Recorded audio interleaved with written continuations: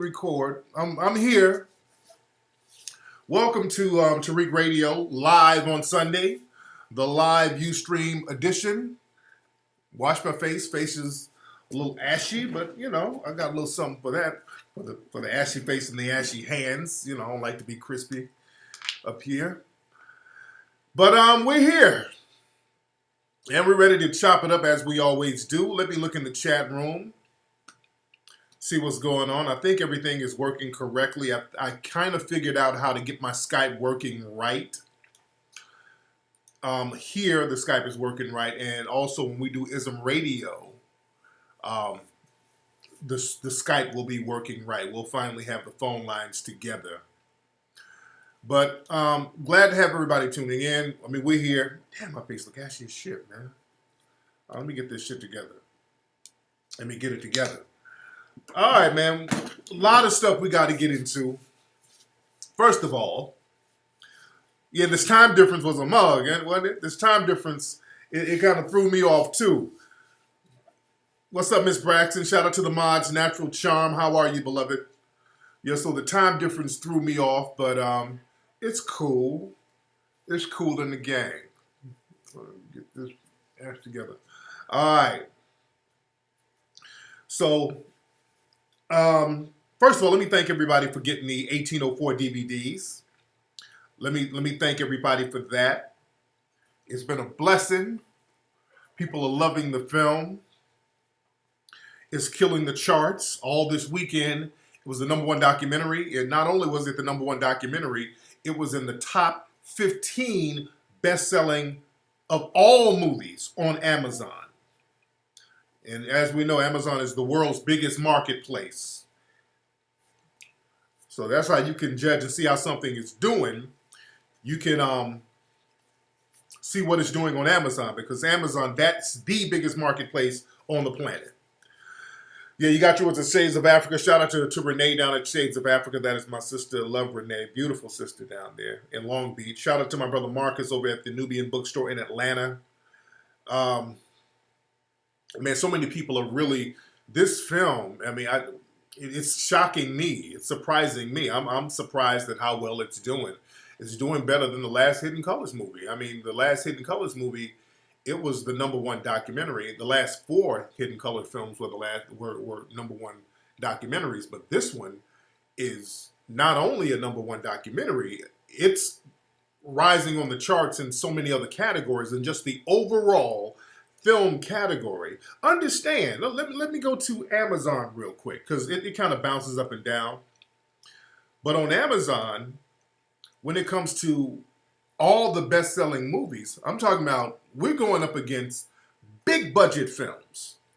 We're the only film, black or white, that's 100% independently produced, that's going neck and neck with major multi-million-dollar films. We're the only one on that level, black or white, independent filmmaking. See, I want y'all to really let that resonate, because we've always had that kind of power. One of the father of independent film is a black dude named Oscar Micheaux. What they'll try to do, they'll try to reduce him to just being a pioneer in black filmmaking. But truth be told, Oscar Micheaux was one of the most successful independent black filmmakers, period. Because you didn't have white independent filmmakers at that time during the 1910s and 20s and 30s. You didn't have white independent filmmakers as successful as he was. Because understand, the movie industry, the majors pretty much had a monopoly on the movie industry at that time, especially in the early days. Not only did certain movie studios have a monopoly on the industry, in the very early days, they had a monopoly on the film that you could use. Like Thomas Edison, he had like some kind of deal with Kodak, and you can only get Kodak film if you wanted to shoot a movie. I mean, they had a strict monopoly on films in the early day of filmmaking. That's why Hollywood was created. A lot of these studio execs who became studio execs, they wanted to move away from the East Coast so they didn't have to be regulated. So they came out here to California. That's how Hollywood was really created. They were trying to get away from that monopoly there so they can form their own monopoly here. So it was a brother named Oscar Mitchell, who was an independent filmmaker, who really revolutionized independent filmmaking outside of that Hollywood system. And we still don't give that brother recognition to this day. My brother Dick Gregory said the Oscar Awards, many people believe that's a low-key thing where they're paying homage to him there. You dig? But we're going up against like Planet of the Apes, Despicable Me, Wonder Woman, Harry Potter. I mean, we're going neck and neck with the big dogs. You understand? We're going up against these huge Hollywood blockbusters. It's like Guardians of the Galaxy, Cars, the Trolls movie, Us. You understand? Pirates of the Caribbean. I mean, we're going neck and neck with the big dogs, man. And the mainstream media, they're not going to tell you this. This is huge. They'll try to ignore it and just not say anything about it. This shit is huge. If this was an independent film by a white filmmaker, they would have it on every news channel. They would have it on every news channel, dude.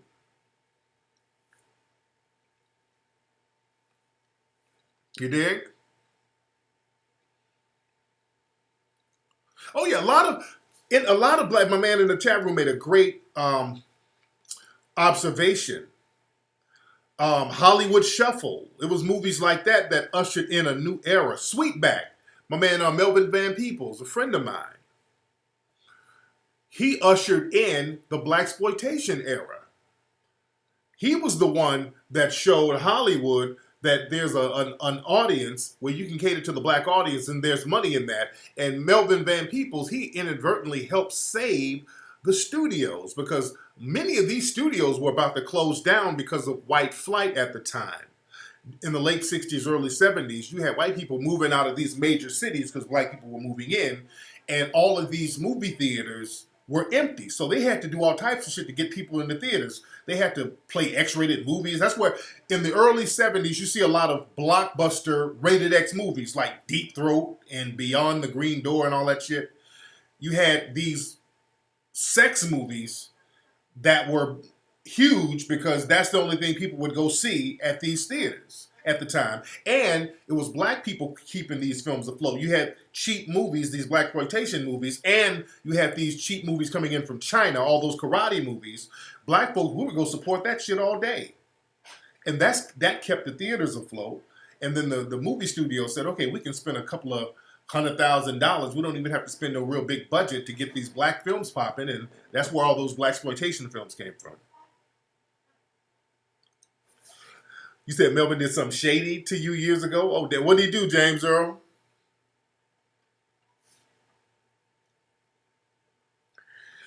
Yeah. Yeah, you got to understand the traditional black media. Yeah, let me know, James Earl. The traditional black media is damn near, it's just not, they're bought and paid for by the dominant society.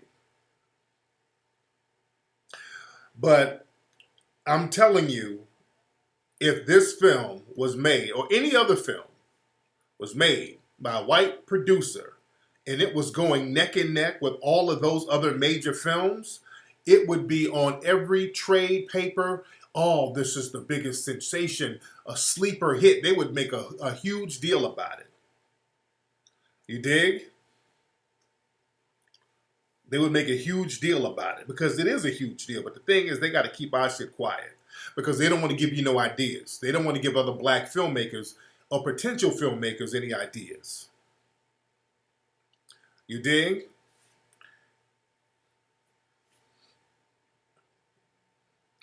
Well, I'm going to keep reminding people. And this thing has been like #1 for weeks.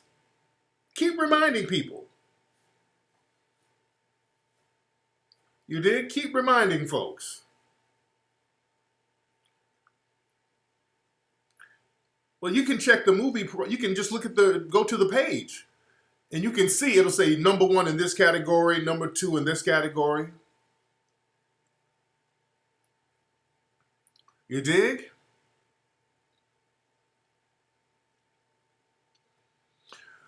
But we got to keep that word out. We got to keep the word out, and we got to let people know, and we got to keep, continue to support it, man. Continue to support that. And you know what's funny? They don't want that. They don't want to show not only a movie without a white hero. Black movies got to have white heroes. So there are no white heroes. And there's like one or two negative reviews on 1804, and it's clearly some white supremacists. I saw a review today. It gave 1 star, and the review said, hold on, let me see if I can see it. Hold on. Somebody gave it 1 star. Hold on, let me read you exactly what it says. Hold on. 1 second. Where are we? Okay. Here. 1 star. Just anti-white trash. So that's, so clearly some white supremacists who was butthurt about the film. Probably he didn't even see the film, by the way. But even if he did,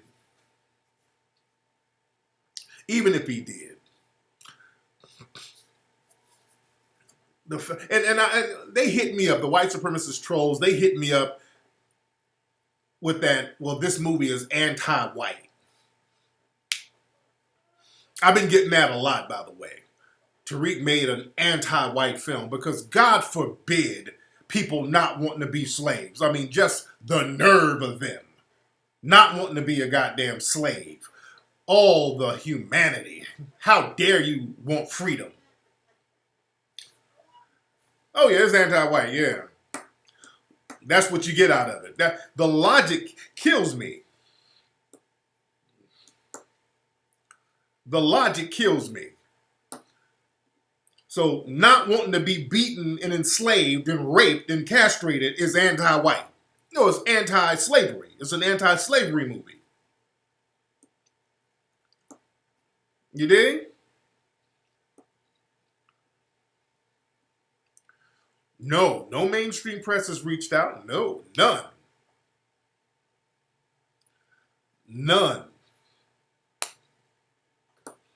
No, they want to try to ignore it. No, we're going to show you this movie is killing the game right now. Shout out, the Rock Newman thing is going to interview, I think, this coming week. It's 2 parts, this coming week and the week after. Shout out to my brother Rock Newman. Real good dude. I was out there in D.C.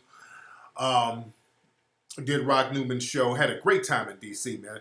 I went to that restaurant, Georgia Brown's. Very good food.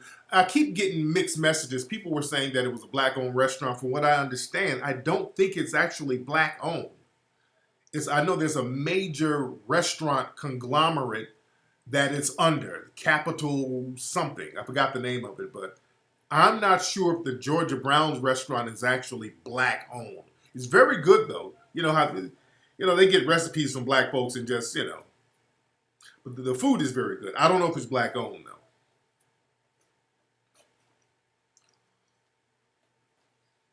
You dig?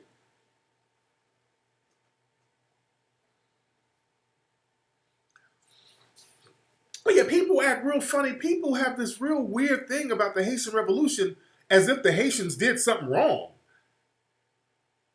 I mean, people still have that to this day. That massacre bullshit. Yeah, those Haitians, it was a massacre. Dessalines, oh, he was horrible. He was a tyrant.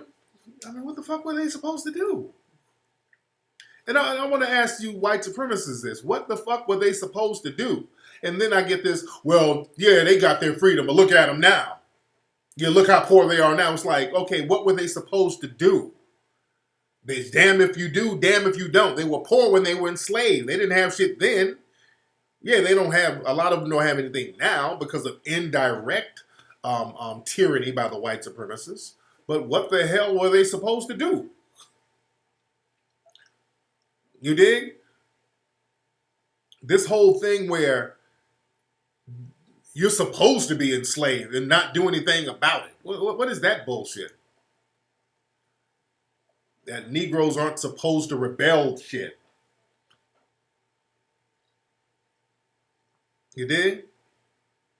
Whoa, but they ain't touching that movie with a 10-foot pole. They don't want to get nobody, black folks, doing things on their own, stepping up on their own, and winning. Oh no, that's not what they want. That's not what they want at all. Because that, you got to understand, the Haitian Revolution was a major embarrassment for the global system of white supremacy. You're supposed to be supreme. And understand, Napoleon was the shit. Understand, Napoleon at that time, and we talk about this in the film a lot, Napoleon was whooping all of Europe's ass. Napoleon was the dude. I mean, he was beating armies. I mean, he was whooping ass all through Europe. He had Europe locked down.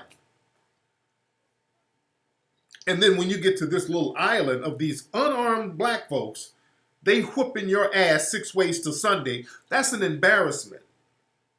They don't like talking about that. They like to just skip over that. That's why they don't want to talk about the movie. That's why we have to control the narrative. We have to control our history and our narrative, and we got to keep our stories alive and not wait on them to co-sign. You dig?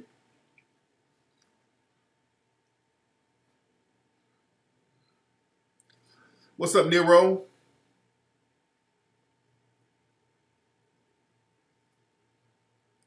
Well, yeah, they don't want you getting no ideas. See, the thing is, the movie, you got to look at the underlying themes. What made the people win? What's up, Ola? Everybody shout out to Ola. My nigga Ola's in the room. Shout out to Ola from Royally Melanated. The advantage that the Haitians had is an advantage that most African people do not understand that they could have globally. The Haitians put all their tribal differences aside and got on one page and one code. That was the major turning point right there. When all of us, it ain't about just being around each other. It's not about dancing with each other. It's all about getting on code. That was the first time in modern history a large number of African people got on goddamn code with each other. They all got on code. And enough of them got on code where the coons were not effective. Because that's another thing. Our problem with African people globally, our coon problem is a major issue. Our coon problem, we really, most black folks don't understand the severity of the coon problem. Because every time it comes to us, whenever it comes to us rebelling and getting free, the major obstacle we have are coons.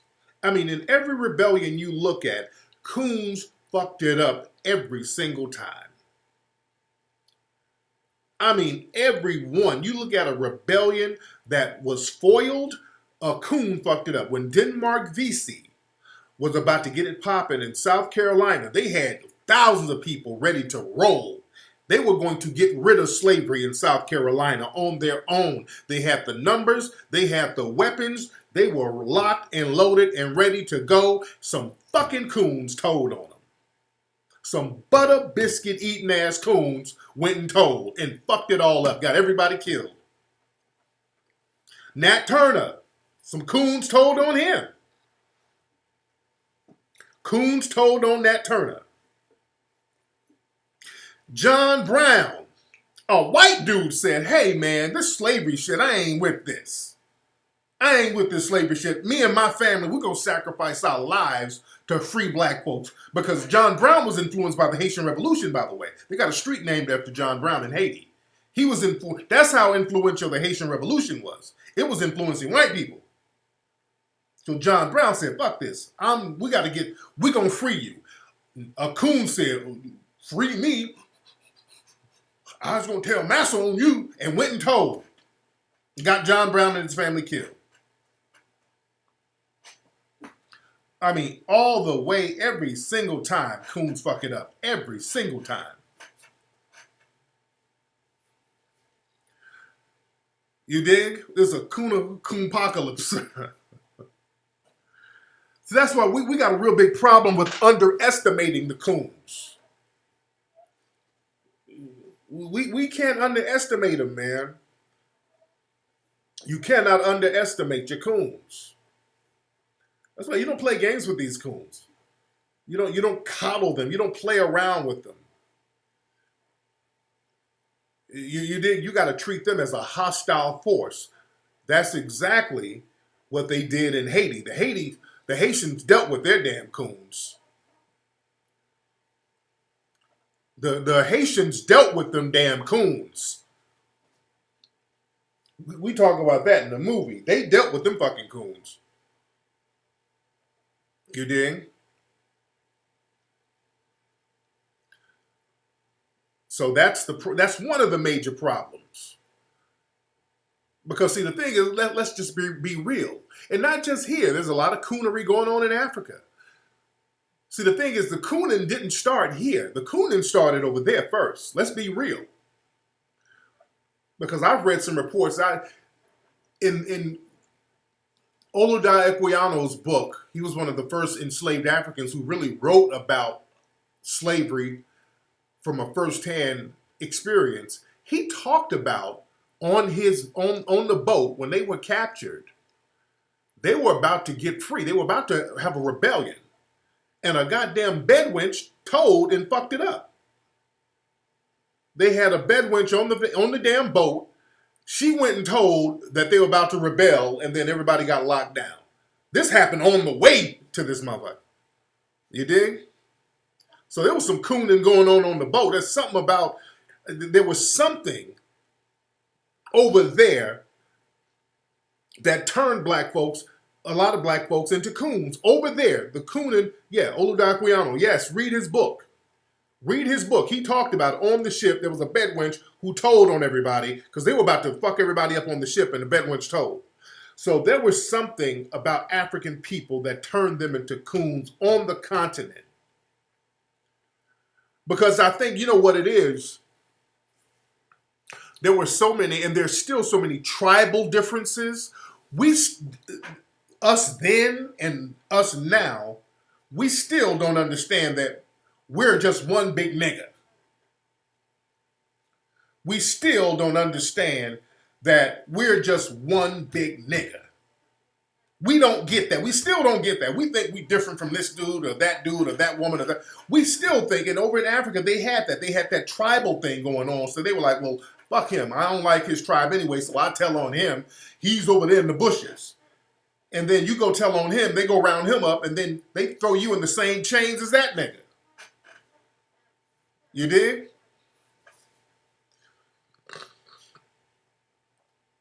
Yeah, he did. He talked about how he was afraid that they were going to be eaten by the white supremacists. But remember, they turned people into coons over there. I just saw a video where over in Kenya, they were on the streets and it was some white dude he was in a fight with this African lady. They were fighting. I don't know if she was on the track or whatever, but they were fighting over money. And he was kind of, roughing her up a little bit. I'm like, what the fuck is this? It looks like it was some trick and hoeing shit going on. Who knows? But they were kind of scuffling over money. And a bunch of black dudes went over. And I'm thinking they about to go jump on the white dude. They start beating the sister. Like, what kind of coon shit is that? They're going to let the white dude go and beat up the sister. I'm like, what kind of fucking coons do we have over there on the motherland? You dig?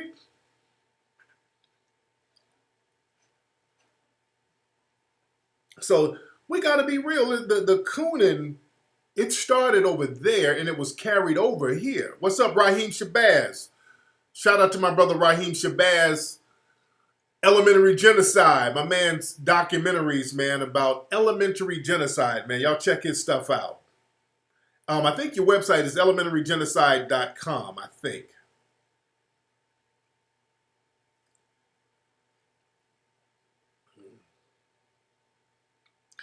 But the thing is, what's up, Elevation Allah? This is Black Houston. How you doing, bro? Shout out, my man. You down there in Texas? Now we got to touch on this. There was another shooting down in Texas tonight. There was a shooting, a mass shooting at a church by another white identity extremist. This person identifies as white, and he's an extremist, so he's a white identity extremist. His name is Devin Kelly. Is that his name? Devin Kelly? So this white identity extremist got his AK, went up in a church. And what's the name of that city? What's the name of that city? It's a very small town. It's a town of like, what, 600 people? If that. It's like right outside of Austin. It's a very small town in Texas. Let me give y'all the name of the town. It's very small. Sutherland Springs. This is like a 95% white town. So he goes up, white dude, Devin Patrick Kelly. He goes up in a church and kills half the damn church. He killed like 27 people. I mean, children, mothers, son. I mean, he killed half the church. They said this is the worst mass shooting in Texas history. You did near San Antonio. And, you know, they're not talking the terrorism talk. You know, they're doing the usual thing. They were hoping that it was a Muslim so they can politicize it and talk all that. We're going to lock this person up and, oh, we're going to start doing some extreme vetting, just like in New York. In New York the other day, a white Muslim, and he's white by his own classification. That Muslim was white, but they took away his white card. That's the thing. When you commit a crime, all of a sudden they take your white card away. You're white on conditional standing. So they took his white card away. He became an other. He became a terrorist, ISIS, Black Lives Matter. They love to throw Black Lives Matter in there with ISIS for some reason. So, you know, he didn't have quite the complexion for the protection. He was had a little too much melanin in there. He's classified as white, but still, you got enough melanin, they can take that classification away overnight. So they're talking all this vetting. Oh, we need to send people down to Guantanamo Bay. Oh, we need to bring the death penalty back. And, oh, they're talking all types of tough talk. But when you got a white identity extremist, how many has it been? This is the second time, in a few weeks? There was one in Vegas who shot 500 people, killed 57. This one shot up. So you got these white identity extremists doing these mass shootings. Oh yeah, they're trying to talk about he's from Antifa and all that stupid shit. What you have is a result of people in the dominant society getting a pass from the government and the media and the judicial system,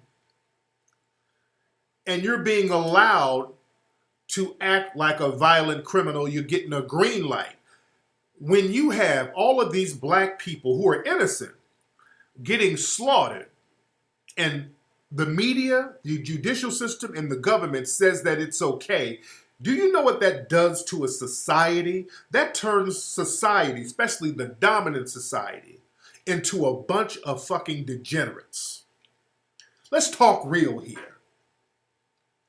You're supposed to get your values from the court system, from your government, from your judicial system, from your education system. When you have a system that says it's okay to kill children, it's okay to kill little black kids walking home from the store, it's okay to kill black kids playing in the park, it's okay to arrest black women and then they end up in the cell dead, it's okay to mass incarcerate innocent people because of minor nonviolent drug violations. It's okay to mistreat people because we say it's cool because of their race. In order to justify that in your mind and say that that's okay, you have to become a fucking degenerate. We're just talking human nature. So you're teaching a bunch of people in the dominant society to become degenerates psychologically. You have to become a psycho in order to accept that. Once you accept it, some demonic psycho shit like that, you can't contain that. And what's happening is that psycho mentality, that cognitive dissonance, that psycho mentality, because you can't contain that. You think you're just going to direct it into black folks, but the thing is, when you make a person sick, it's like cancer. You can't contain cancer.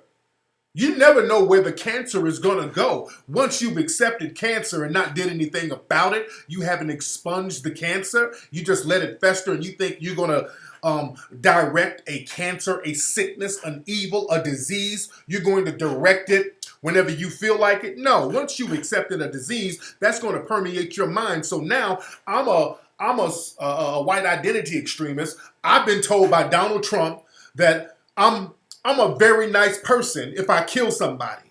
Think about that. Understand, when your president is telling you, you can run people over, you can run white people over if you don't like them. You run people over in cars, and you're a very nice person. Well, there's issues on both sides. Look at what you're telling people. You put that in the minds of people who are already on some bullshit. You understand? So now they're like, okay, if I go somewhere, if I go to church, if I go to school and somebody says something I don't like, well, hell, I can go and blow their fucking brains out.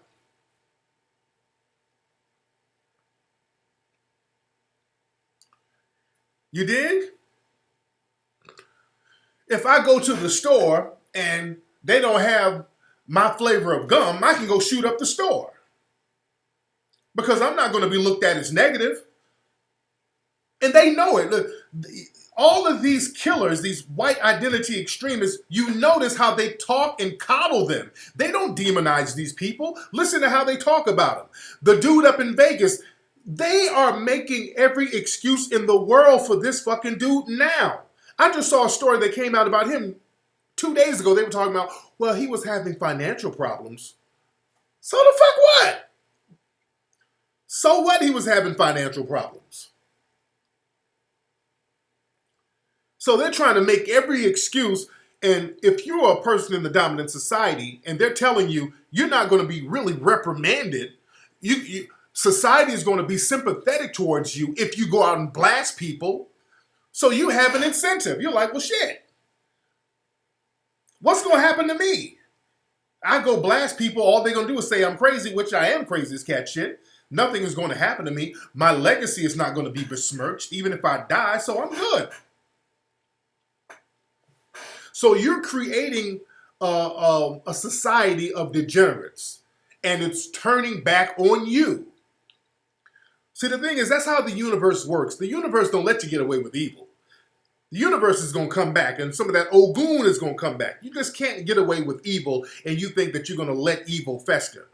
Understand, throughout history, in every society, whenever they've accepted degenerate behavior, when degenerate behavior becomes normal, that society and the people who run the society are on a decline. Let's go to the Roman Empire. Let's go to Rome.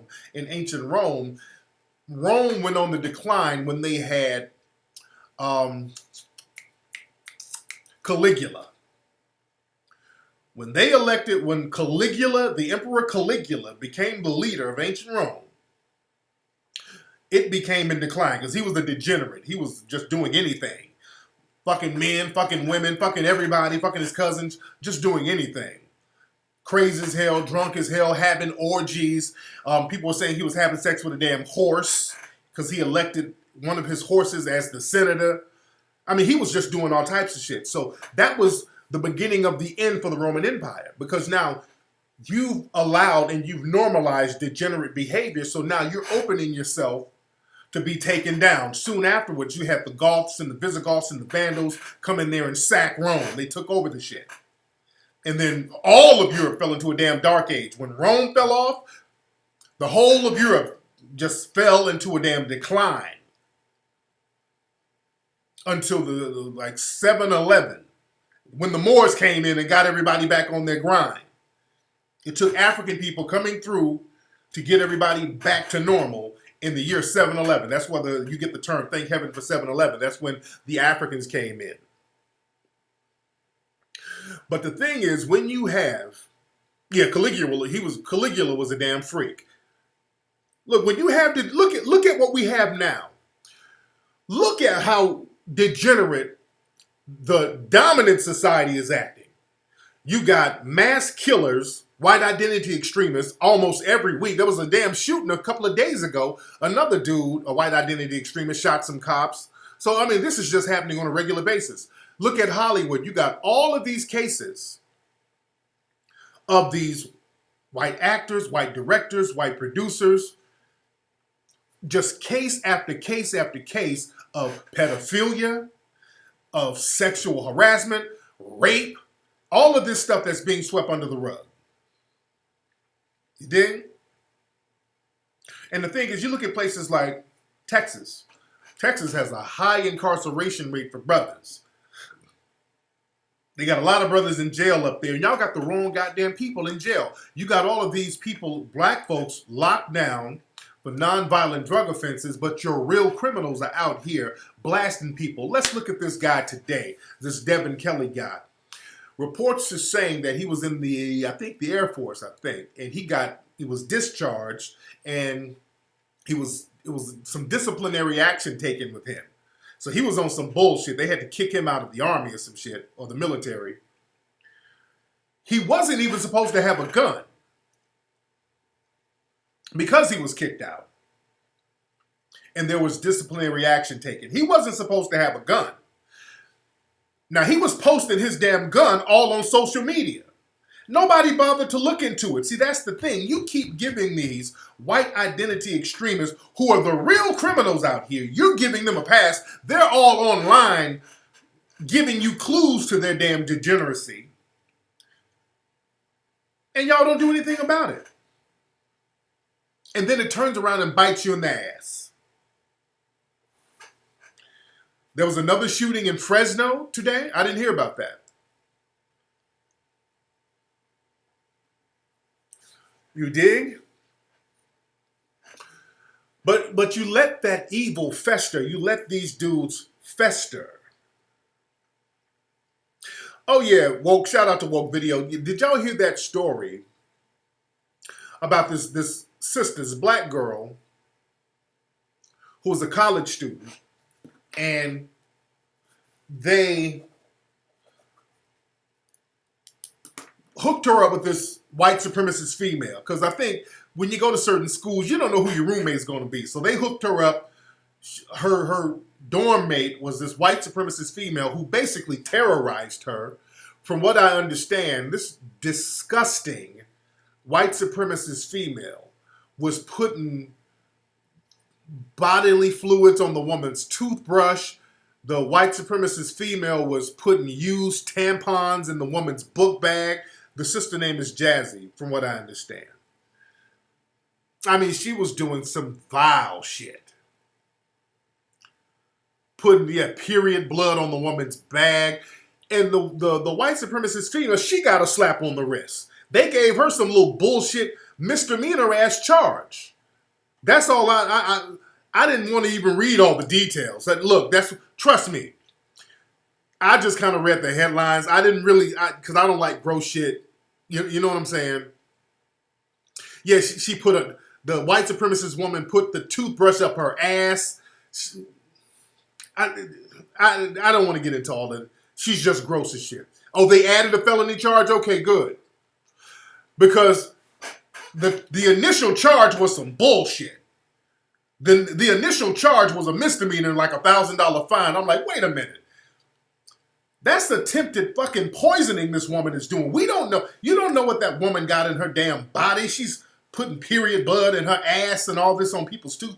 You don't know what kind of hepatitis or disease. That's attempted murder. That's attempted fucking murder, dude. You don't know what that woman has or what diseases she has doing that nasty shit. And white supremacists, they've been doing nasty shit like that. I went to school with little white supremacist kids who used to do little nasty shit like that.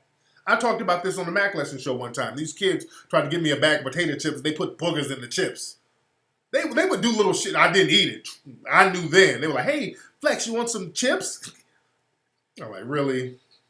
Really, y'all about to offer me something and y'all think I'm dumb enough to fucking eat it? Found out they put boogers in the chips. They always do little nasty ass bullshit like that, dude. You dig? Nobody's more filthy than a damn white supremacist, dude. Nobody. So that's the thing. They trick black folks into making it seem like black folks got all these diseases and we nasty. Nobody's more nasty than a fucking white supremacist, dude. I advise you to go take a trip to some trailer parks somewhere in middle America and just see the fucking filth. You dig? Trust me, I went to school with some little white supremacists. You ain't seen filth.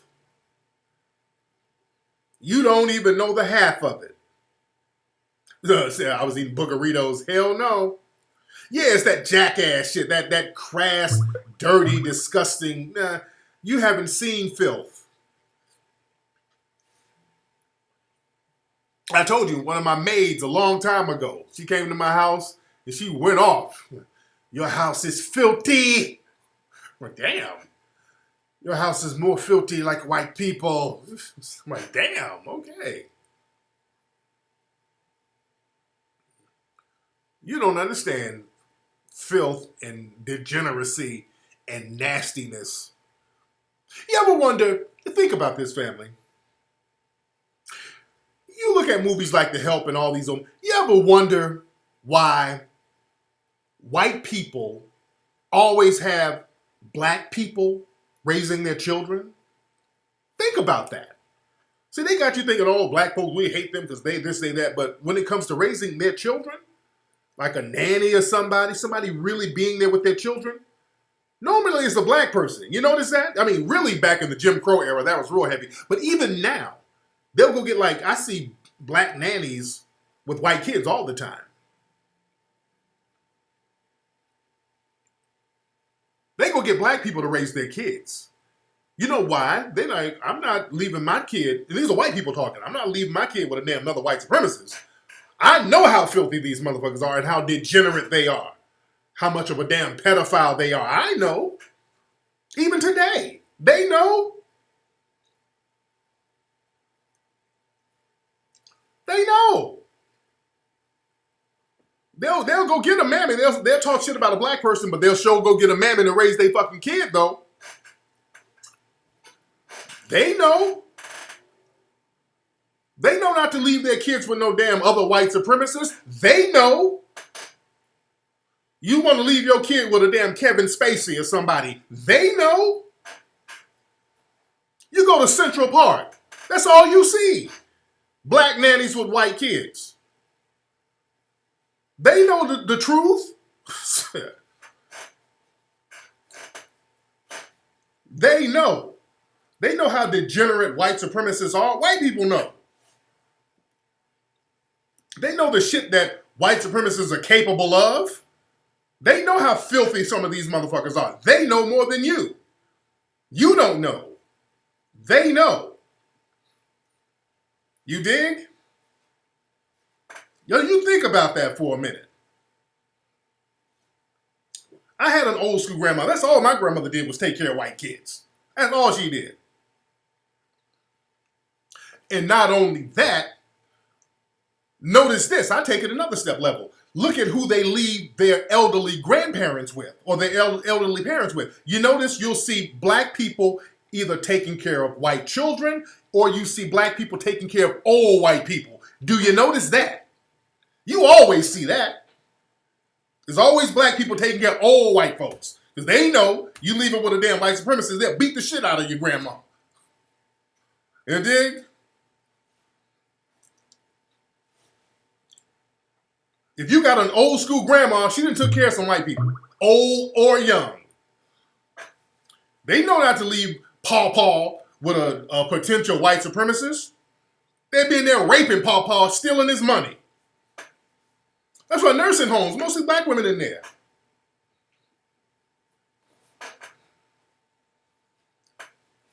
You dig? White people ain't stupid at all. They know who to get to take care of their folks, their loved ones. They know we got a humanity where we're not on no stupid shit like that. They know we're not like that. We don't do fuck shit like that. We don't. We don't do no stupid ass shit like that. For the most part. I mean, you might find a crackhead here or there. You dig? Yeah, old white people be racist in a motherfucker, and it's the black person taking care of their old ass. You dig? Because you leave your elderly grandmother with an old, you leave grandma or grandpa to be cared for by a suspected white supremacist. All of a sudden, that white supremacist then cleaned out the accounts. They done sold a house and put it in their name. They know better. White people know, oh, Lord, no, I ain't about to let nobody in my neighborhood watch Mama. You dig?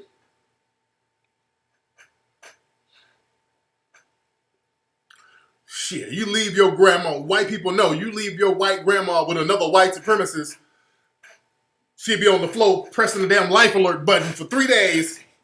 Help! Help! I'm falling! I can't get up! They beat me and raped me! Be pushing that fucking button nonstop. White supremacists light your ass up. You know how degenerate these motherfuckers are in your community. You know. Man.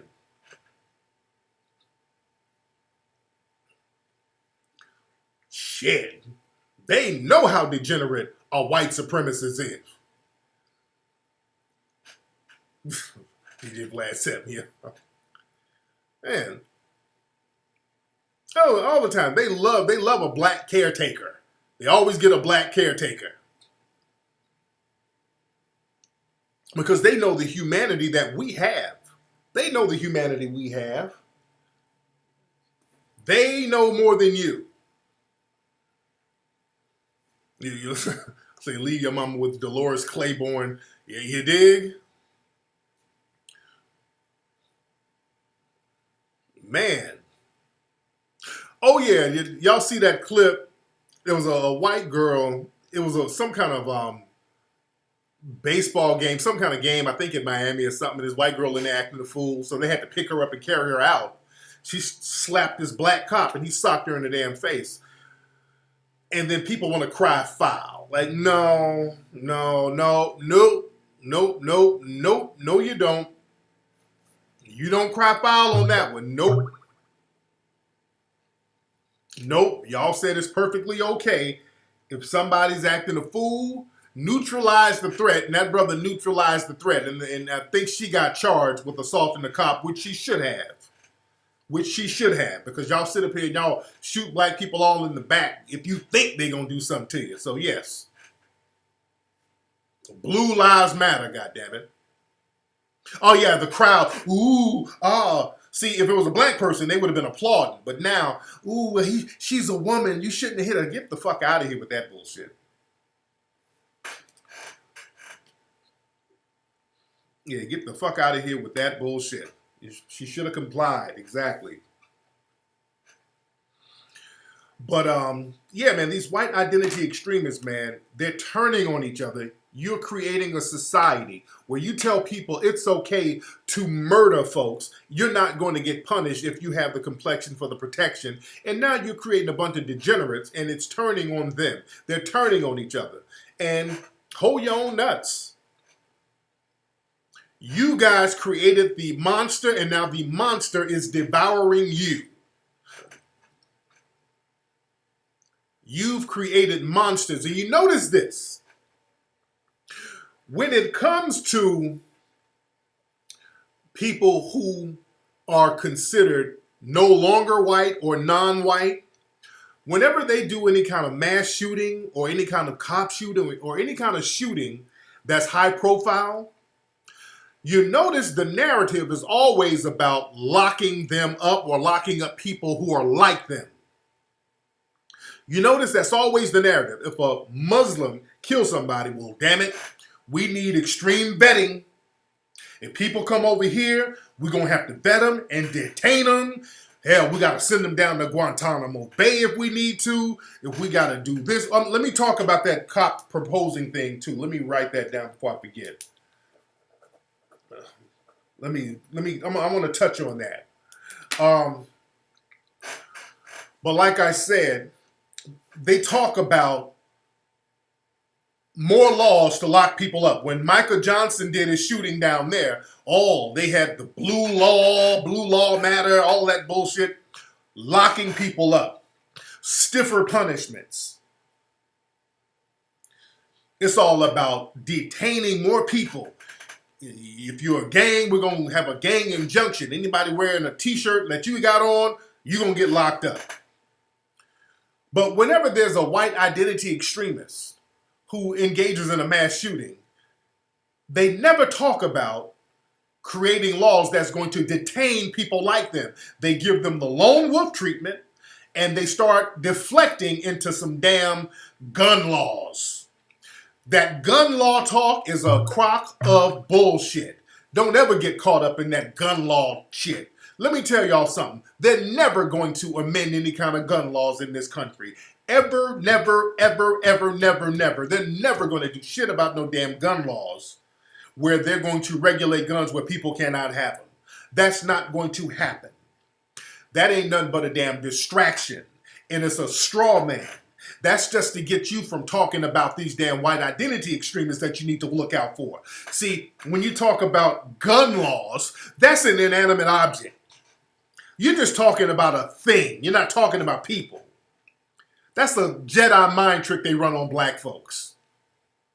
It's just an inanimate object. Nothing. It's nothing. That's a deflection. And they deliberately talk about that so they don't have to talk about why these crazy fucking white identity extremists are out here, and you should watch who the fuck they are and look at them and study their profile and neutralize them or arrest them or detain them before they get out here and start slaughtering people. They're not regulating nothing. They're never going to regulate anything. They talk that shit all the time. They're not going to do nothing. Never, ever, ever. It's a waste of time to even engage in that conversation. I don't even engage in that. I'm looking at how do I identify another white identity extremist? How do we identify the next potential killer? Because all these dudes usually have a lot of clues. They're online posting up their guns. They're making threats. They're doing all types of shit, but they get a pass. You're so busy locking up black folks, running up on black folks, lumping us all together, funneling us into the system. You're leaving the real criminals out, and the real criminals are turning on you. You dig? Understand, when Michael Johnson did that shooting, not only were they making damn near every black person get on TV and apologize, they were making black folks get on TV and apologize to Michael Johnson. Not only that, they were going to people's houses asking questions. They came to me asking questions if I knew Michael Johnson. That time last year when the FBI came to my house, that was one of the shits they asked me. They asked if I knew him. I'm like, no, I don't know no damn Michael Johnson. What the fuck is you talking about? With Dr. Boyce, the cops were outside his house. I think they went to see Zoe Williams. All of us in the real black media, they were targeting us, asking us questions about motherfuckers we never even met.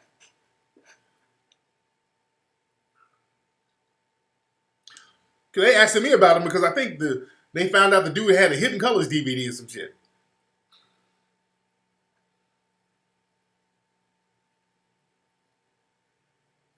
You did? They damn sure asked me about him. They asked me if I knew somebody. I said, I don't know no motherfucking Michael Johnson. Ain't never met him or talked to him a day in my life. I think, did they get Griff? Because I know he had a picture with Griff, so I know they probably got at Griff.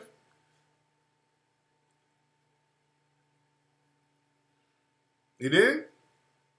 So they're not doing that with these white extremists who's out here shooting up whole churches. They're not shaking down their friends and family or people they don't know.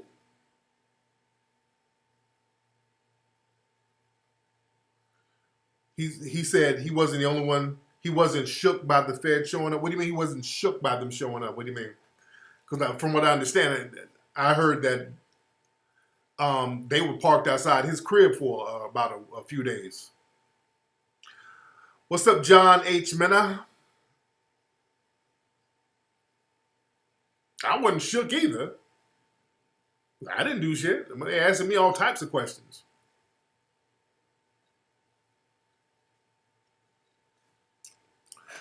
Did y'all see?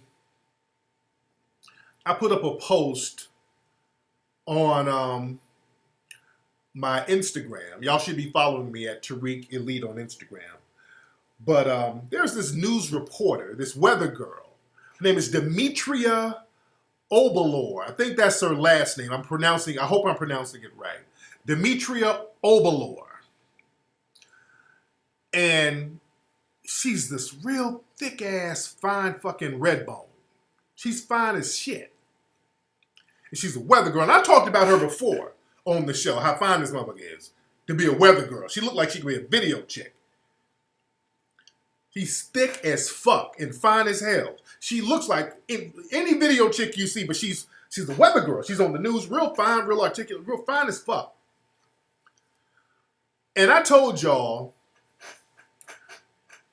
on the last show of the show before, how the white supremacist female, boy, they hate a fine-ass black woman, especially in the corporate world. Let me find a picture of her so y'all can see what I'm talking about. Demetria's fine as shit. Hold on, let me find a picture of her. Let me find a picture of Demetria. 1 second. Let me show y'all what I'm talking about. Okay. Hold on. Let me find a picture of her. So hold on 1 second. And she's a weather girl. Hold on. This is a weather girl. Where's the picture? Hold on. Where we at? Picture? Where we at? Okay. All right. This is a picture of Demetria. Hold on 1 second. All right. Hold on. Excuse me. Let me just give y'all a visual of Demetria. Okay. Where are we at? Where we at? Where we at? There we go. All right. So this is Demetria, the weather girl. Hold on.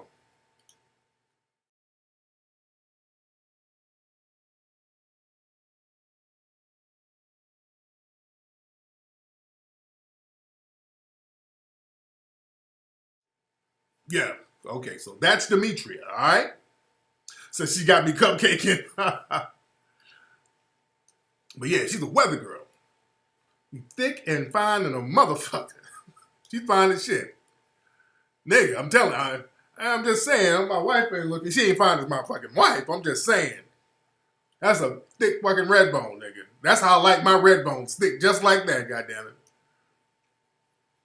I know niggas, I'm about to cry. Why are you thick for me? I just want my baby. I feel like Tyrese, but she's thick as hell. Now, if my wife is looking, she ain't as fine as you. I'm just saying, for conversation purposes. But this white supremacist female, let me read what she put. She put this on not Instagram. She put this on her Facebook page. And lady, she took her page down, by the way. She took her page down. Hold on 1 second. Where are we at? Let me read it. So this lady named Jan Shed, she was like, has anyone seen Channel 8 morning traffic reporter. Her name is Demetria Obalor, and she's a size 16/18 woman in a size 6 dress. And she looks ridiculous. I understand that when I watch Channel 8, I'm going to get biased reporting and political correctness, but clearly they have taken complete leave of their senses. I'm not going to watch Channel 8 no more. So she's hating on the woman's body, making it seem like something's wrong with the woman's body. First of all, she ain't no size 16/18.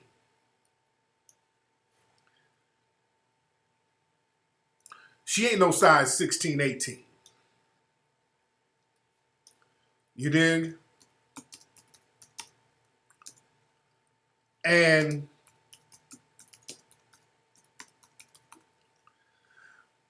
the thing is nothing wrong with the way that woman dressed. She ain't no size 18. Yeah, she's like a size 12, 14 at the most. At the most. You dig? There's nothing wrong with the way this woman dresses. Nothing wrong. She just has mad body to fill out her clothes that look good. But the thing is, they've always done that when it comes to black women in the corporate realm. They always try to body shame or hair shame black women in the corporate world to make them seem like they're being overly sexual in the workplace. They always do that because black women just naturally, your bodies are just tighter and better. So it looks sexier, but you're not being sexy. You're not doing anything. You're just being.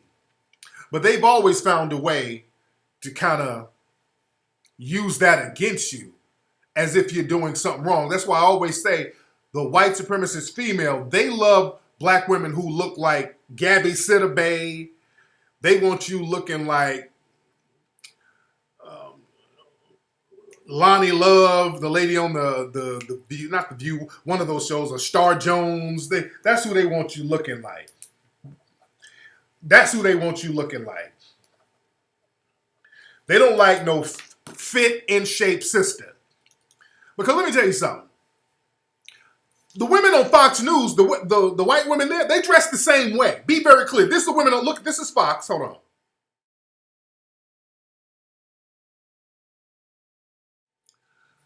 Them white women on Fox News dress the exact same way. You never, ever, ever hear about them being overly sexual or inappropriate. Never.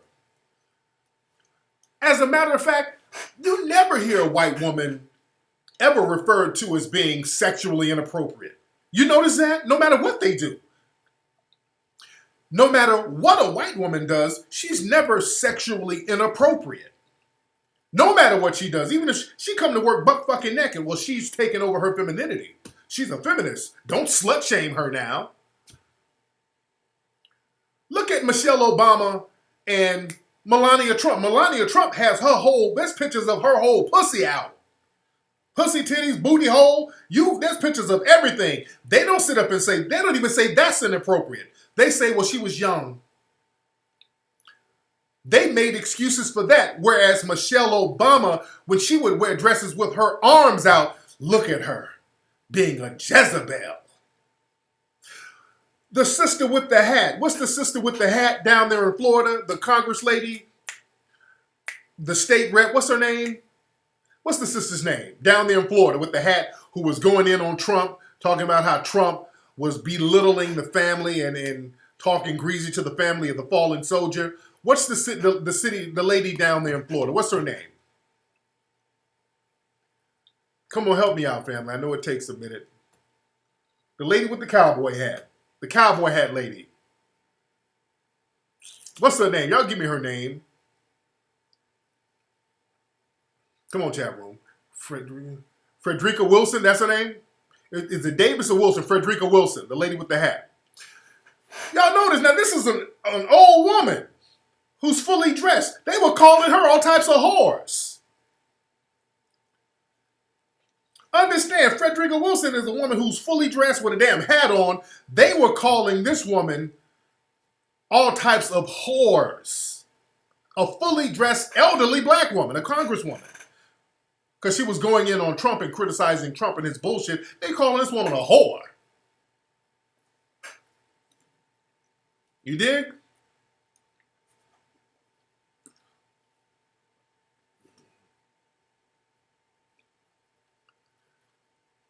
Not Maxine Waters. No, they go in on Maxine Waters too. They go in on Maxine Waters too. They calling an elderly black woman a whore. What kind of shit is that? But like I said, those women on Fox News, they wear the same shit. They just don't have enough ass to fill it out. And you got this big, fine, thick-ass red bone on TV, cute as fuck, sexy as hell, mad body, and you got this suspected white supremacist female at home hating. I've told y'all a million times, they hate fine sisters in the corporate world, and they don't like fine sisters on TV in the daytime. They do not like that. They don't like to see the white supremacist female. They don't like to see attractive black women in the daytime on their television, because that's like inviting somebody to your house. Television is like inviting somebody. That's why they like Oprah. Oprah's, they like big Oprah. And they didn't mind Oprah. That's your mammy that you bring in for 30 minutes or an hour, and then she leaves. You dig? So I'm not racist. I watch Oprah. And I love Oprah. It's that type of mentality that the white supremacists have. You dig? So they have no problem with a black woman who's not sexually inviting, who's not a traditional a person with a lot of sex appeal. You dig? When they had that show, Forgive and Forget with Mother Love. I think that was the name of it. Mother Love was this big old fat black woman, big mammy, big old ass mammy. They had the show with her, and then they got rid of her, and then they put Robin Givens on the show. Now, Robin Givens, even though people might not like Robin Givens, for whatever, Robin Givens is a fine ass sister. Robin Givens is a fine motherfucker. She's been a fine motherfucker for a long time. So they put slim, fine Robin Givens on there. The ratings plummeted. White women are like, oh, hell no. I ain't about to watch this fine-ass black woman up in my house.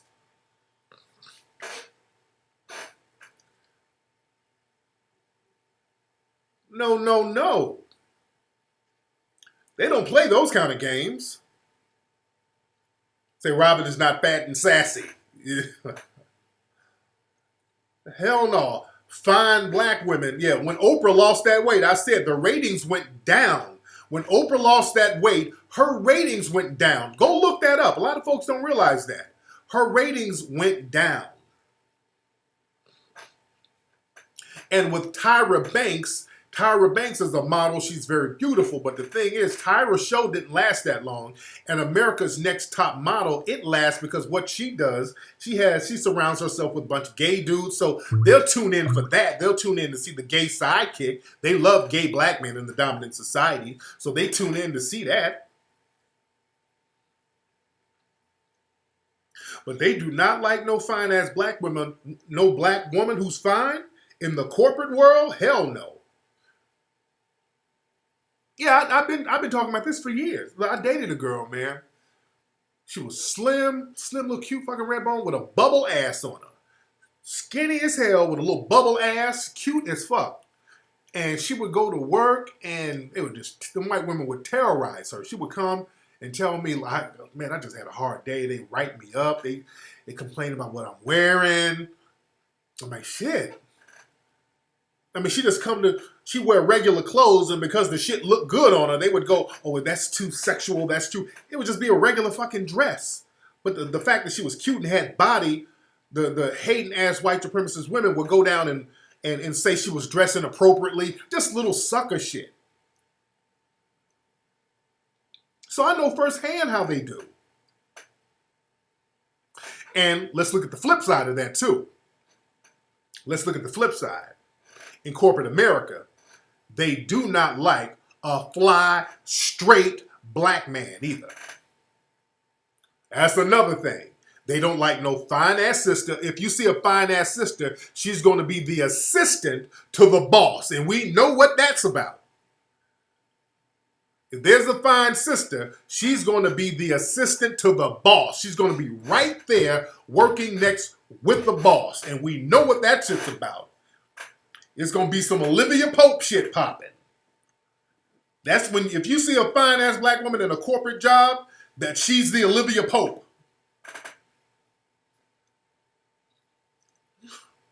Them cheeks are getting spread. You dig? And you don't see fly black men who are straight working in corporate America. It's very rare unless he owns the company or some shit. Or if he's a big-ass coon. But a straight fly brother, hell to the no. Hell no. Hell no. But they know them white women start choosing heavy.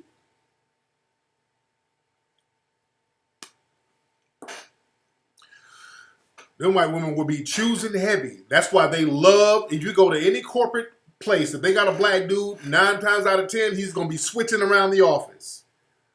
I'm telling you, when I go anywhere in Hollywood, anywhere I go, where there's people in the dominant society working and there's a black dude, it's almost like clockwork that the black dude is gay. And I'm not saying that to disparage him. I'm just saying that it's very interesting that it's the gay black dude that they have, the token gay black dude. You dig? It's a token gay fucking black dude. They don't like that, man. They don't like that. Even, you notice this? I want y'all to notice something. Do you notice a lot of black male Uber drivers are kind of moist?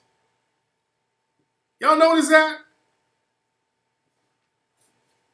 There's some that's not, but there's a lot of black Uber drivers and Lyft drivers, the men, you're a little suspect. You dig?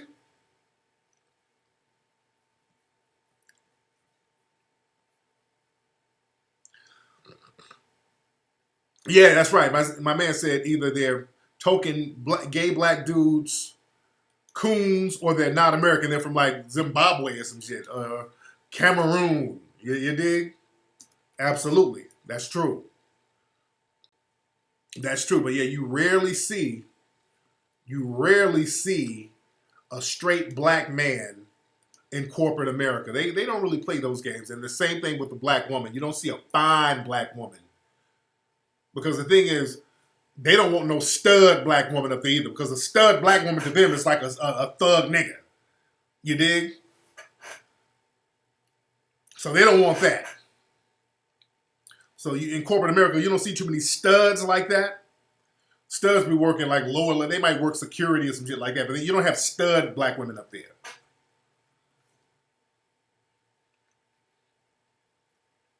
But that Demetria sister, I mean, this fine, thick, red bone beaming in on the TV, you know, that just fucks with your insecurities. Because black women ain't supposed to be all fine and thick and looking good and being articulate. You're supposed to see fine women like that on the video channel. See, they have no problem with a woman like that if she's shaking her ass. You dig? If she's on BT in a booty video, she's popping her ass and making her titties drop or whatever. They have no problem with that, seeing a Demetria in a situation like that. But if she's not popping her ass, she's just standing there being fine as shit and articulating herself. Wait a minute, hold on. Wait a minute. I can't demonize this person now. I can't say that this person is less intelligent to make myself feel better.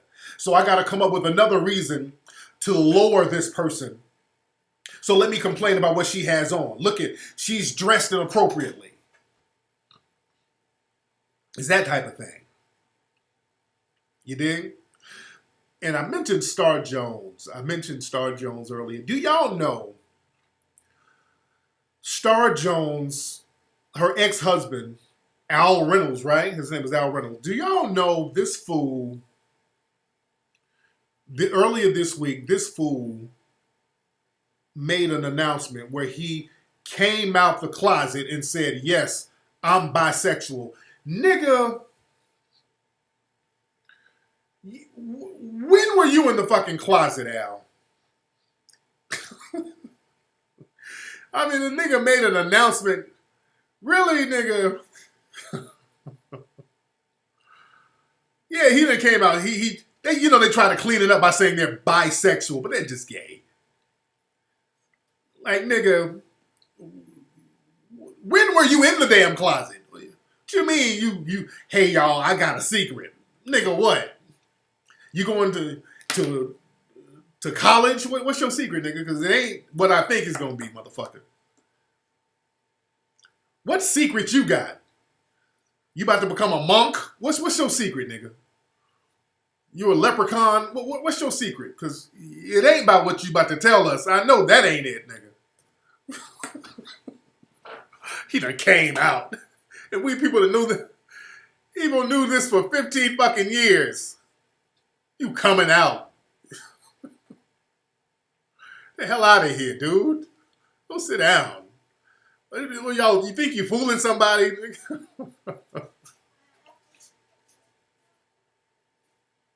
No, I was in my yard. I'll get my daughter. What are you doing, baby? About to leave?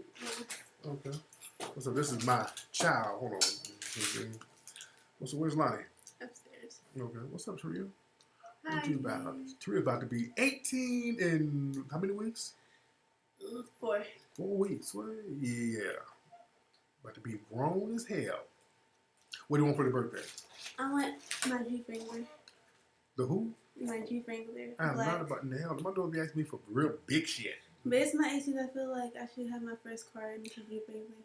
No. Yes. Because other folks be driving the car I already gave you. So I ain't about to give you another car and other people be driving it. Oh, no. I'm not going to drive that car because my mom's going to have her keys by then. No. You got to really get and if she wants to drive my car, she can just drive the Lexus. If that's the case. Hell no. I'm going to trade something in. Y'all ain't going to have 2 cars driving around. I know, so you can trade it for my Jeep. No, we just have to roll that ride for a minute. Yes. Why? You should have come up with an excuse for anything. Like, even if my mom wasn't driving my car, he would have made up an excuse. But you be asking big stuff. I'm thinking you about to ask for like a Forever 21 gift card or something. That's so little, like.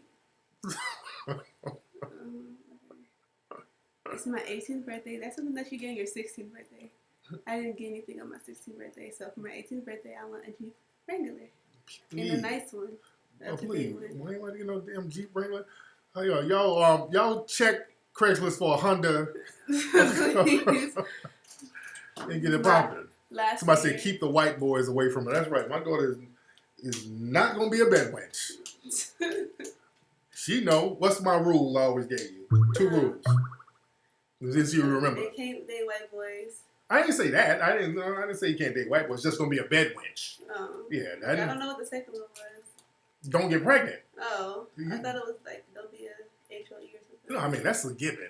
Well, yeah, right. I don't know that. You made it seem like. Well, here, I got to go over stuff. I used to go over it with you when you was younger. I don't remember. No, I need to go over. Don't get pregnant. Yeah. Yeah, I never said don't date white boys. Just, but don't be a bed wench. I feel like if I dated a white boy deep down, he wouldn't approve. But do you think that you would kind of be a low-key bed wench if you did? It depends on who he is and how long we dated and what's his intentions. If I like him or not, I don't know. Mm-hmm. That's exactly my point, though. So. Mm-hmm. I'm just saying. Did you see that post Tariq made about Will Smith donated $5 million to him? Yeah, I heard. I think he's on drugs. Yeah, his pipe is real hot. There's something going on with that dude, man. All right, babe. Okay, Jeep Wrangler that. Man, please. So you should buy me that, don't I ain't with no damn Jeep Wrangler. Yes, you are. All right, man. Holla. If you got me a Louis Vuitton bag, so you can give me a Jeep Wrangler. I need $60, so I'm going to get it. Oh, Lord. Man. You know, I saw a video of this Korean dude. He was dating a black girl. She's real cute, too. And he tried to take his black girlfriend home to meet his parents. What? I can't hear you. You I don't know what the fuck that means. What is that? You gonna watch the show? Yeah, in a minute. Yeah. I'm watching right now. Hold on. Come here. Bring Mateo real quick. Are you taping it? Is he sleeping? Look at how sleepy he's looking. Want to go with Daddy? This is Mateo. What's up, Mateo? And that big boy. What's up? What's up, Mateo? My window was cracked in this car. It is? Oh, yeah. They must have, because Taria drove it to the store earlier. Oh. What's up, Mateo? This is my little boy. He's a, say daddy. Say daddy. Say duck. Say dog. Say duck, quack, quack. He's tired. Say quack, quack. Say woof, woof. He's tired. Look how tired he is. Yeah. Quack, quack. He's a year old. Yeah, he's a year old. He be grabbing everything. He's 13 months, okay? Yeah, he looked like Peanut. Big boy. He's 13, almost 14 months, okay? Yeah. See, he looks like Peanut right here. Say mama. Say mama over there. Say mama. Say apple. He knows people watching him. Yeah, I know he knows people watching him. What's this? Aki's dating profile. What's that? What you grabbing? What you grabbing? Okay. Okay, hold on. Okay, good Lord. Here, get him. He's grabbing everything here. All right, let me get into him. He's real oily. Ball. Okay, we'll put it right in his mouth. All right. Okay. Okay. All right, take it so I can go in the house in a minute. I'm going to be done in a minute. So tape the show for me. I want to see Housewives of Atlanta tonight. See the new season. Look like it's going to be good. Look like it's going to be good. Man.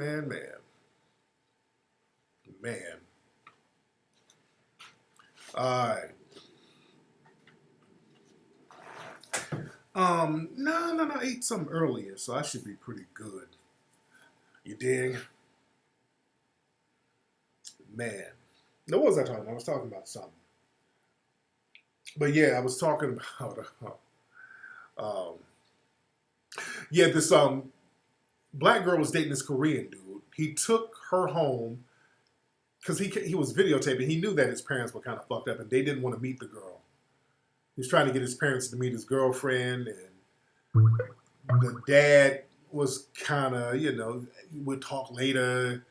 They were translating. They were talking in Korean, but they were translating it on the bottom. And the dad was like, "Yeah, we can talk later. We don't know, now is not a good time." And the mother, you hear her in the back, the Korean lady, was talking about, "Yeah, we raised you better. We raised you to date the right person. We wanted you to date better." It was just the mom was really going in. I'm telling you, some of these wannabe white supremacists are the biggest white ass kissers on the planet. Some of them are the biggest white ass kissers on the damn planet. And hold on, what's up, baby? No, my wallet. I ain't got nothing in there, baby. That's it. Ain't nothing else. Ain't nothing in my wallet. I had a couple of dollars in my wallet. $10. But take that, man. I ain't got nothing else. It's something in your car. It's not. Don't go on my car now. I just need $40. I don't have it. Just go. Yes, you do. That you have $40 in your car. I don't. Okay, I'm gonna check this. Don't mess with my car. My daughter be scavenging the house for loose money. I be hiding money from my ass.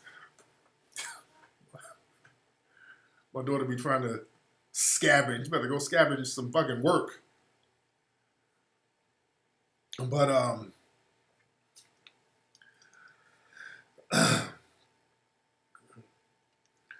but the thing is, yeah, she was going. The mother was going off on him like, "Yeah, we raised you better. You're supposed to date better than that." And just the mother was really going off. And the thing is, the daughter, not the daughter, but the girl, I mean, she was just kind of standing there, with her head down.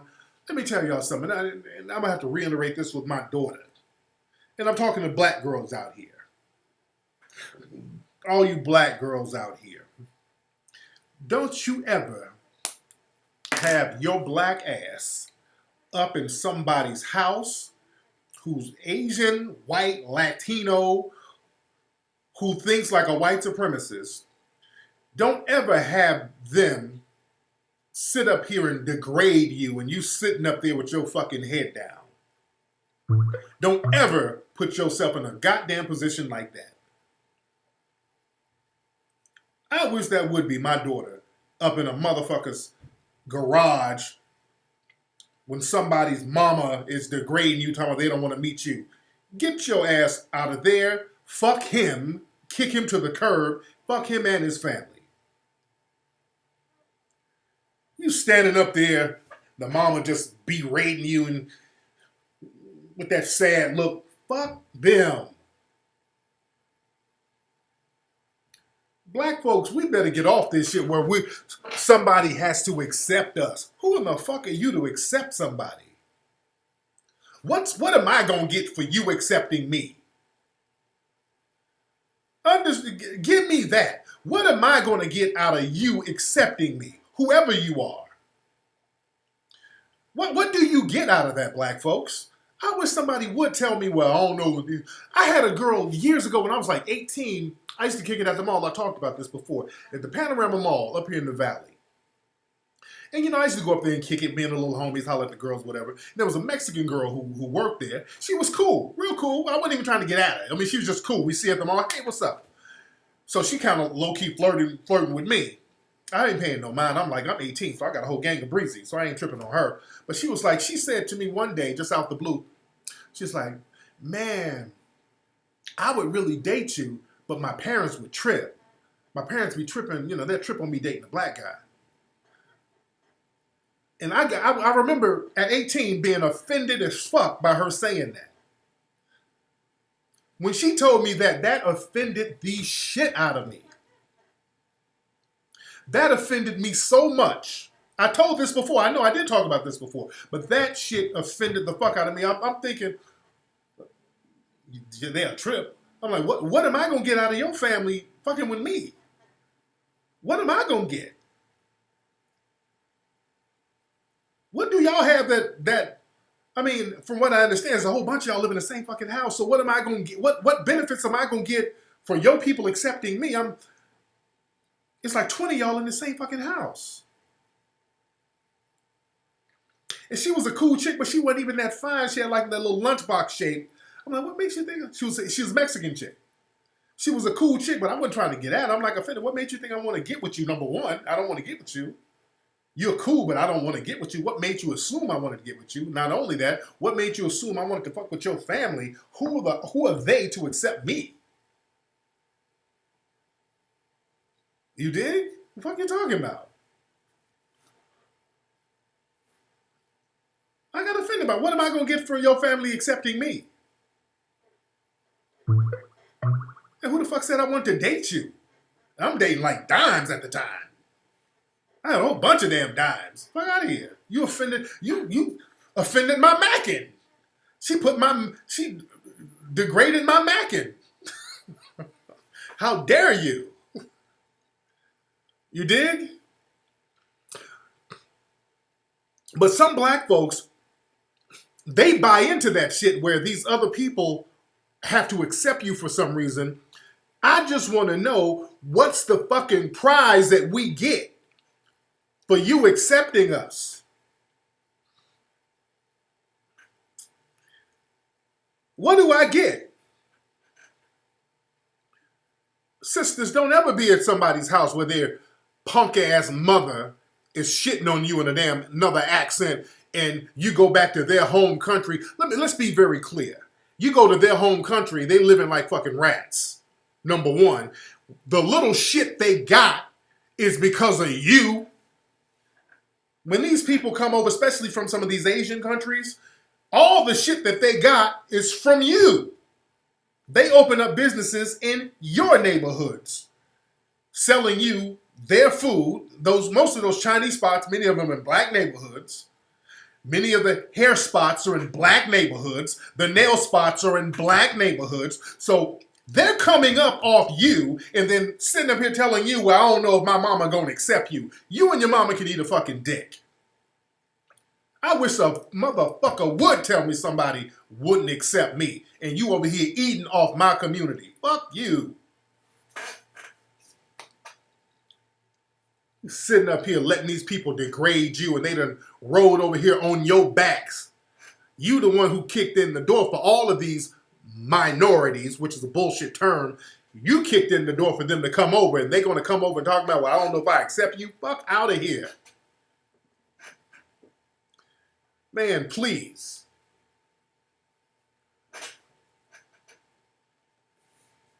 See, that's why I miss me with that whole shit where I would date brothers, but brothers don't treat me right. Don't miss me with that. And coons too. Niggas, well, I would date sisters, but sisters be tripping. Miss me with that shit too. Because y'all sit up and talk about black people are tripping. You don't want to date a black person, then you go date a white girl or a Korean or whoever, and their family is treating you like a damn lawn jockey. You standing in the front yard holding a lantern. It's cold out here, mammy. You dig?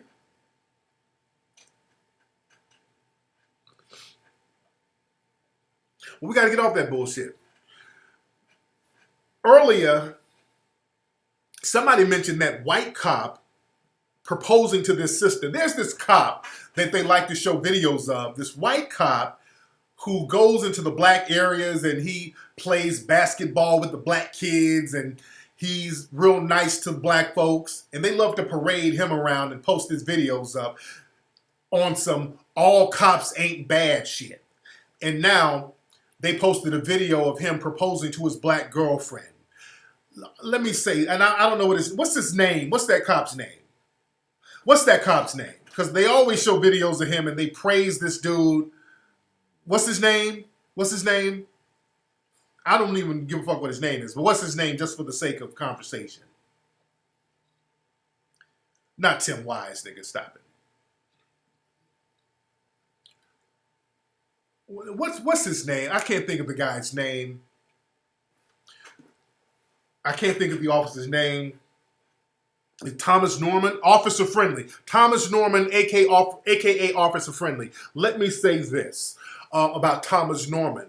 That's cool that he's friendly to people in the black community, but Mr. Norman, I do not give you any brownie points for that.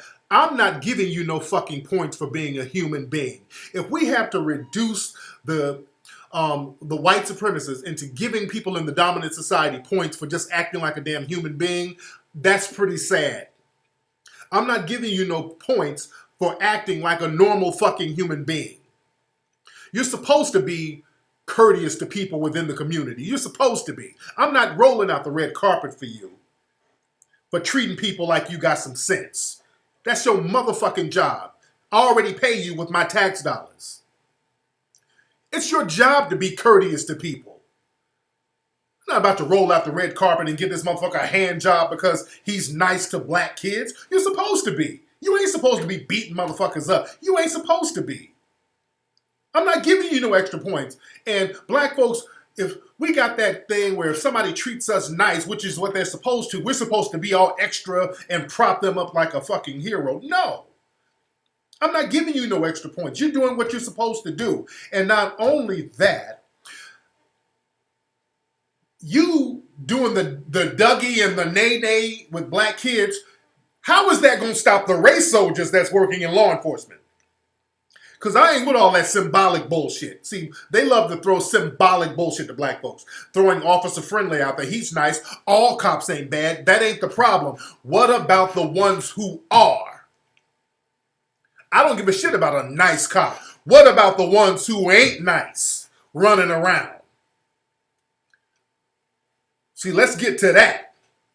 What are you going to do about the ones who ain't nice? Is him doing the Dougie and the nay-nay and the dab, is that going to stop these race soldiers from killing us out here? Because you've been infiltrated by race soldiers. How is his dancing and kissing black babies and eating a black woman out, how is that going to stop the alt-right who have infiltrated law enforcement? How is that going to stop them from killing us? If it ain't, get the fuck out my face with all that bullshit. Let's stop falling for the symbolic garbage. Yeah, I don't need you dancing Officer Friendly. You know what would be real friendly? Let us know who the race soldiers are in your department, nigga. Fuck the dancing. I don't give a shit about you parading your your black wife out there. I don't care about that. Let me know who the race soldiers are. You need to keep a dossier of all the damn race soldiers and the white supremacists in the department. Look in the database and let us know who they are.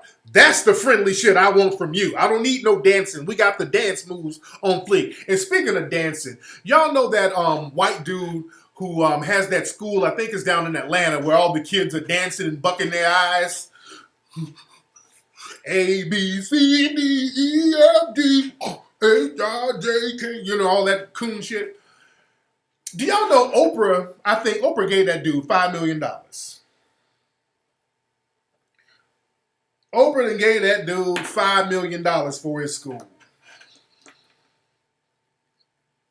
Dude, okay.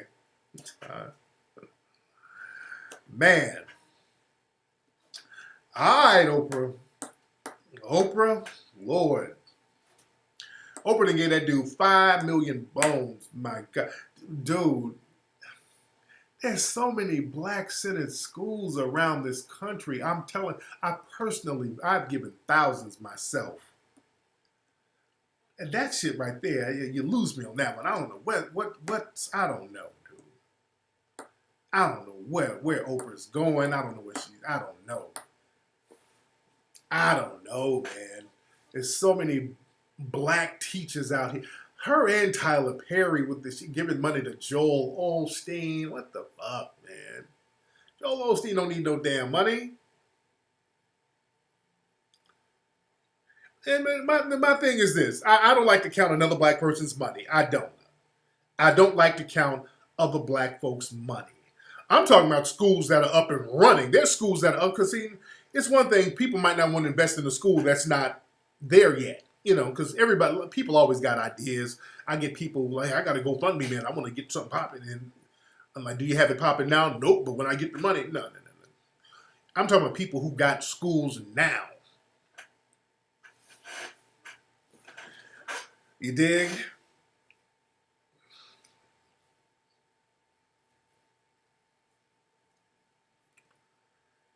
Man.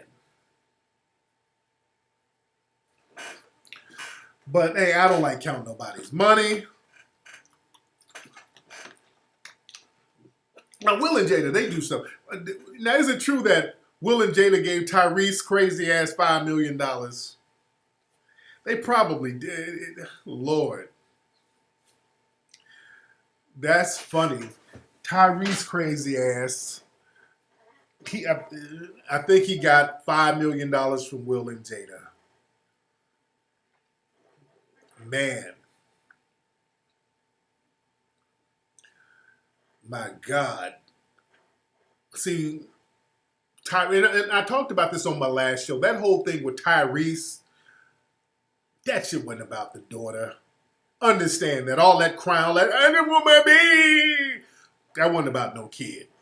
Understand that. That wasn't about no damn child. I haven't seen my baby in 2 months. Well, look, it wasn't about no, look. I haven't seen the latest video. I'm not about to watch this nigga's video. It's just him babbling. But when you do movies, you don't see your kid for like shit, sometimes 6, 7 months if you're doing a movie. So all that ain't been my baby. No, nigga, that ain't it. I ain't seen my daughter in 2 months. Stop.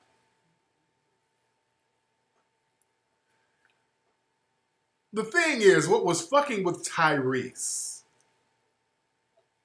what was fucking with him, and I said this on the show, Tyrese, he's a token Negro.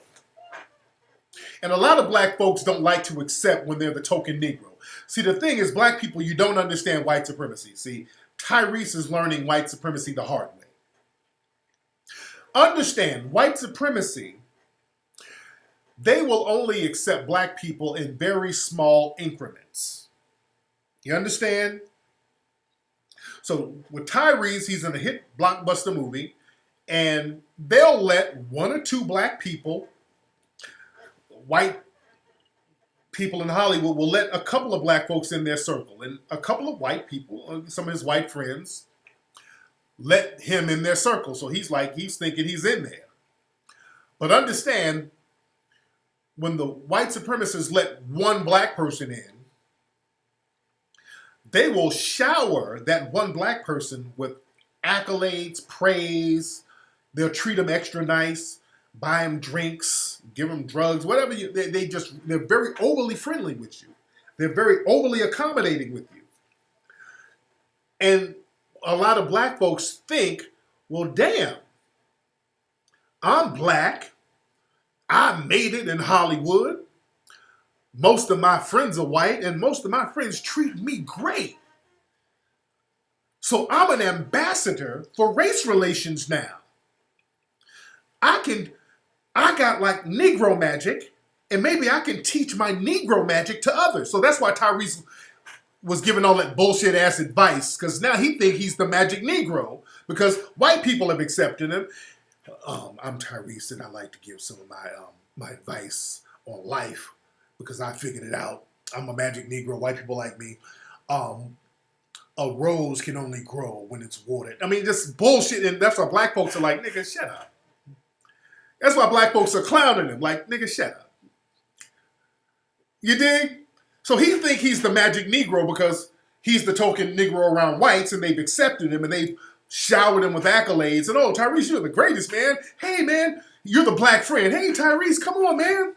Let's go to the club, man. Tyrese, you're the greatest, dude. So he's the token Negro.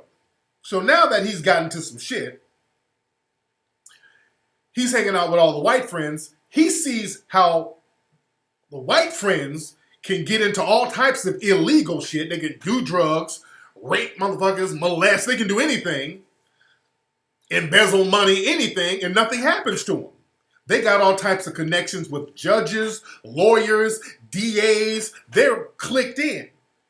That's why you notice all of these cases in Hollywood where all of these actors, producers, directors are getting called out for rape, pedophilia, all this. You notice one thing: nobody is going to court.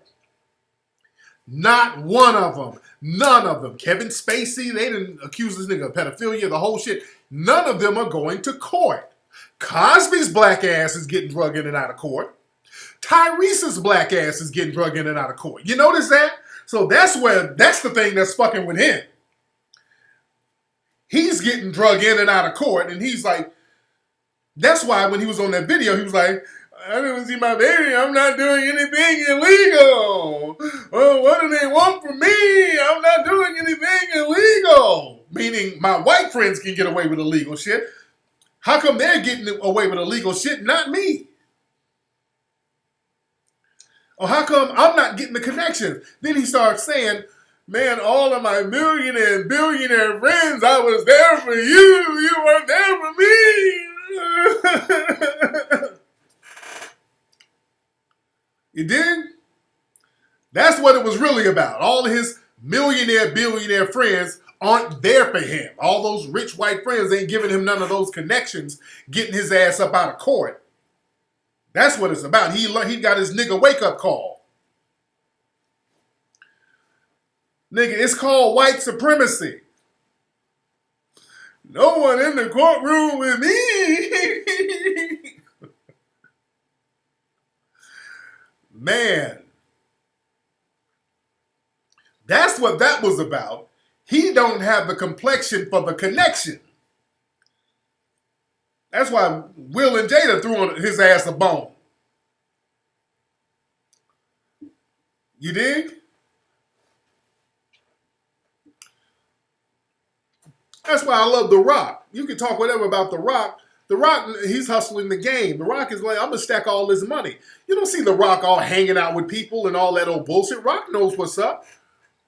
Study The Rock. Rock is hustling. You don't see Rock all up in the bullshit Hollywood circles. Rock works. That man works. He's very disciplined. He's about his cheddar. He's about his paper. You dig? And Tyrese is trying to shame The Rock. We're supposed to be a Fast and Furious family. Rock is like, man, I'm out here to get this paper. I ain't nobody's family, motherfucker. I'm out here getting this paper. I'm out here making this cheddar. This is a job. I'm treating this shit like work. I'm going to get as much money as possible until I'm too old to get it. He's stacking up that paper like he's supposed to. Tyrese is up here on some, we a family. We supposed to be a family. Nigga, you ain't Roman Pierce for real. This nigga think he the character for real. Come on, man. Me and Ben Diesel need to go race to get some money. Nigga, you ain't the real fucking character. This nigga think he's Roman Pierce. Come on, man. Me and Dominique, we gotta go race. Come on. That nigga ain't broke out of character yet.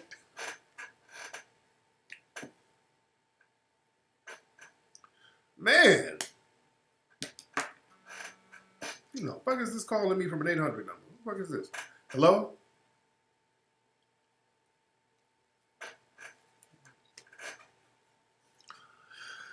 Man. Man. That shit is crazy. That shit is crazy, man. Anyway, man, I gotta go check out the Housewives of Atlanta. See what's popping with that. Let me go see what's going on with that. Anyway, man, let me get up out of here. Go see 1804. Get your DVD, man. 1804movie.com. Go right now. 1804movie.com. 1804movie.com, ladies and gentlemen. 1804movie.com. Right now.